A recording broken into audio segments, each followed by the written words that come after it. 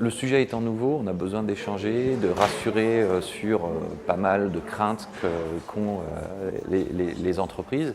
Et donc de pouvoir échanger comme ça de manière assez informelle permet que chacun puisse partir avec des réponses aux questions qu'il se pose. Donc c'est vraiment super intéressant.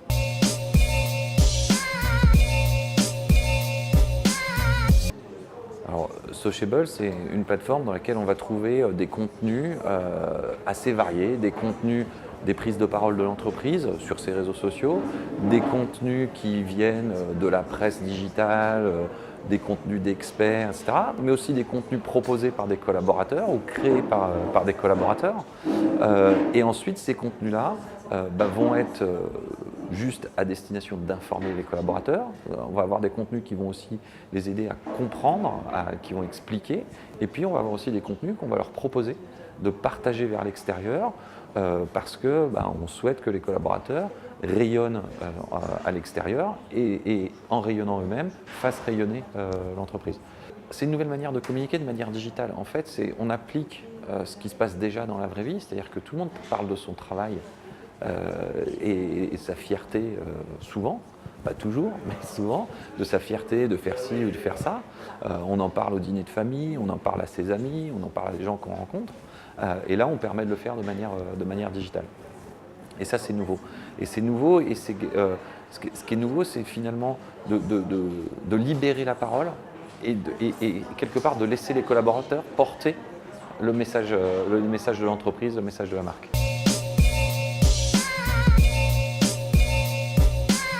Au début des programmes d'employé advocacy, l'objectif de l'entreprise était clairement d'avoir des robots répéteurs des messages de l'entreprise. Et ça ne marche pas du tout. Il faut que le collaborateur soit un véritable ambassadeur, qu'il ait envie de le faire et qu'il puisse s'exprimer sur ses sujets de prédilection, dont son travail, dont son entreprise, mais faire en sorte qu'il se soit un robot répéteur des messages corporate, ça c'est des programmes qui ne marchent pas du tout. Donc accepter de libérer la parole, faire confiance, travailler l'engagement des gens, expliquer les choses pour qu'ils puissent prendre la parole plus facilement. L'autre chose qui est importante, c'est de leur donner du contenu qui est du contenu externe à l'entreprise. Parce que finalement, sur les réseaux sociaux, il se passe un peu ce qui se passe dans un dîner. C'est-à-dire que quelqu'un qui vous parle que de son boulot, au bout d'un moment, vous parlez à votre autre voisin. Sur les réseaux sociaux, ça va être la même chose. Si vous faites que de la communication sur votre boîte, qu'elle est belle, que c'est la meilleure, que blablabla, au bout d'un moment, vous allez perdre des contacts et des followers. Donc il faut vraiment s'exprimer se dire quel contenu je donne à mes collaborateurs pour qu'ils apportent des choses intéressantes à leur audience. Et des choses intéressantes à leur audience, ce n'est pas de la publicité de la boîte, c'est d'autres choses.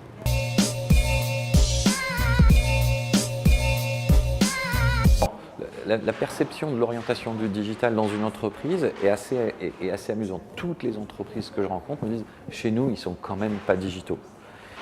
En même temps, quelque chose comme 63% des Français utilisent Facebook tous les jours. Donc ils sont digitaux. Sauf s'ils ont recruté vraiment dans les 37% autres, ils ont des gens qui sont digitaux. Mais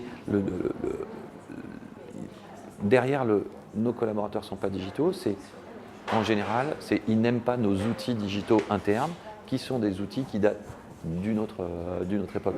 Mais la présence sur les réseaux sociaux, on dit souvent ça va être les jeunes. Non, sur Facebook, aujourd'hui, c'est mes parents ce ne sont pas mes enfants. Donc il n'y a pas de question d'âge, tout le monde est digital à différents degrés. Maintenant, la question c'est est-ce que je peux être digital pour mon entreprise? Est-ce que j'y ai le droit? Est-ce que j'ai peur de le faire parce que je risque de me faire taper sur les doigts, ce genre de choses. Mais on n'a vu nulle part chez aucun de nos clients une situation où il n'y a personne qui était capable d'appuyer sur un bouton partager, parce que c'est ça dont on parle, appuyer sur un bouton partager ou un bouton like. Et ça, quand même, tout le monde y arrive, quoi.